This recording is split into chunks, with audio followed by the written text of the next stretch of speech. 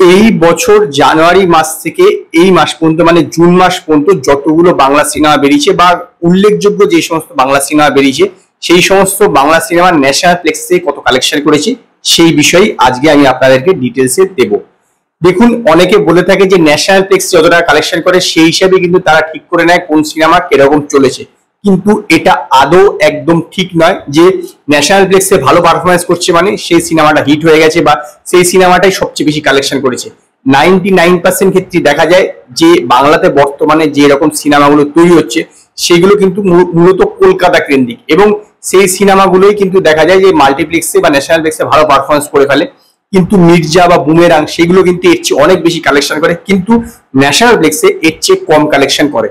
তো প্রথমে আসুন জেনে নেওয়া যাক ন্যাশনাল প্লেক্স থেকে কোন সিনেমা কিরকম কালেকশন করেছে এই বছরে, যেগুলো জানুয়ারি থেকে জুন মাস পর্যন্ত রিলিজ হয়েছে। শ্রী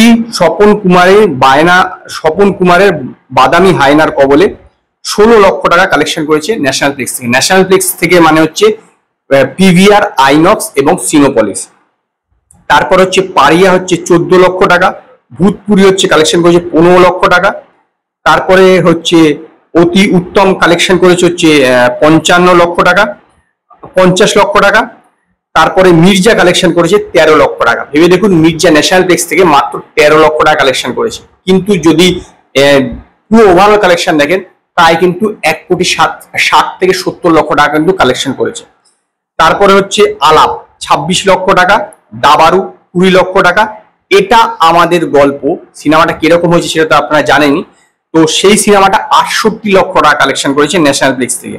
এরপরে হচ্ছে সবচেয়ে হাইট জিনিস, সেটা হচ্ছে নয়ন রহস্য 53 লক্ষ টাকা কালেকশন করেছে। ফেলুদা সিরিজের সবচেয়ে জঘন্য সিনেমা, সেই সিনেমাটাও নাকি 53 লক্ষ টাকা ন্যাশনাল প্লেক্স থেকে কালেকশন করেছে, এবং এটাকে হিট, সুপারহিট, ব্লকবাস্টারও কেউ কেউ বলে দিচ্ছে।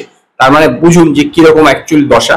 যদিও কিন্তু এই রিলিজ গুলো মূলত এইখানেই হয় এবং স্বাভাবিকভাবে এখান থেকে যায়, তার বাইরে আর বেশি কিছু এদের হয় না এই সমস্ত সিনেমাগুলোর ক্ষেত্রে, যেগুলোর নামগুলো আমি বলছি, এক্সেপ্ট মির্জা বা বুমেরাং।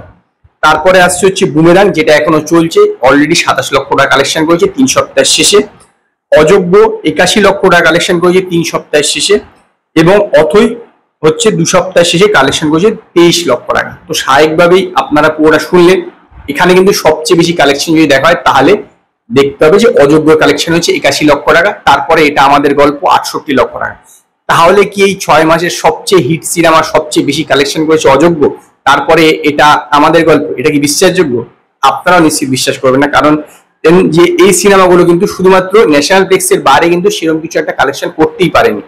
সেখানে বুমেরাং বা মির্জাকে দেখবেন, মির্জা যেমন কালেকশন করেছে মাত্র হচ্ছে 14 লক্ষ টাকা, 13 লক্ষ টাকা, আর এখানে 27 লক্ষ টাকা। তাহলে কি তার বাইরে কিছু করেনি? তার বাইরেও বহু কিছু করেছে, কারণ তারা সেই সিনেমাগুলো যেগুলো কমার্শিয়াল সিনেমা সেগুলো ন্যাশনাল প্লেক্সের বাইরেই কিন্তু ভালো পারফরমেন্স করেছে, এবং সেই কারণে তাদের কালেকশন অনেক বেশি। এবং এই বছরে যতগুলো সিনেমা হয়েছে তার মধ্যে সবচেয়ে বেশি কালেকশন হচ্ছে বুমেরাঙের, এই বিষয়ে কোনো সন্দেহ নেই।